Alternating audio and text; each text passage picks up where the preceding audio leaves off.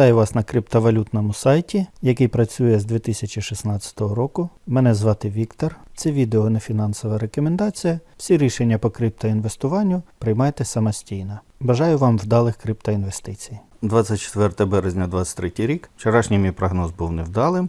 Я прогнозував і сьогодні продовжую прогнозувати зниження. Але вчора на 2% було зростання. Невеличке, але було.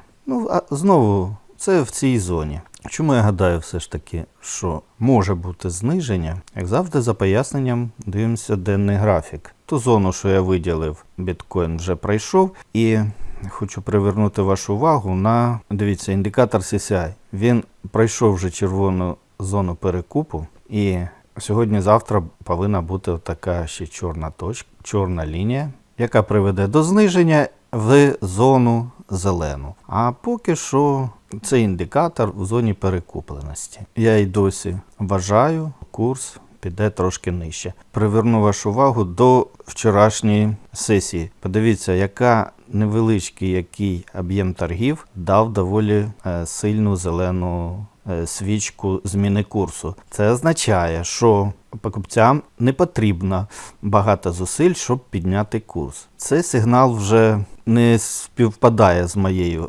теорією, і він більше вказує на те, що покупці зараз набагато сильніше, ніж продавці. Може з цієї зони курс піти далі нагору. І може дуже потужно піти. Чому я так гадаю, я пояснив. Але все ж таки я більше відсотків в своїй аналітиці віддаю, що буде зниження. Декілька днів. Тобто відсотків 20 я поставив би на зростання, а 80 на зниження. Домінація. Після двох червоних свічок вчора була зелена. Тобто знову почали вкладати гроші в біткоін. А домінація USDT практично не міняється. Вона в цій зоні вже декілька днів. Тобто в біткоін трошки влилося, може це і є, оце невеличке збільшення, може це воно і є. Між біткоїном і альткоїнами продовжується, зростає між ними розбіжність, тобто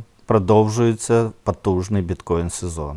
Інвесторам не до альткоїнів. Вся увага прикута до біткоїну. Завтра перевіримо моє припущення, пишіть свої, що ви думаєте. Цікаво бачити ваші коменти з думками по прогнозам курсу біткоін. Звісно, дуже добре, коли ви ставите лайк, підписуйтесь на мої оновлення, ви бачите, вони виходять щодня відео по прогнозам. І по традиції, як завжди, прогноз на 2023 рік. Російську Федерацію буде знищено. Початок цьому покладе наш весняний контрнаступ. Не забуваємо донатити на ЗСУ. З вами був Віктор. До зустрічі!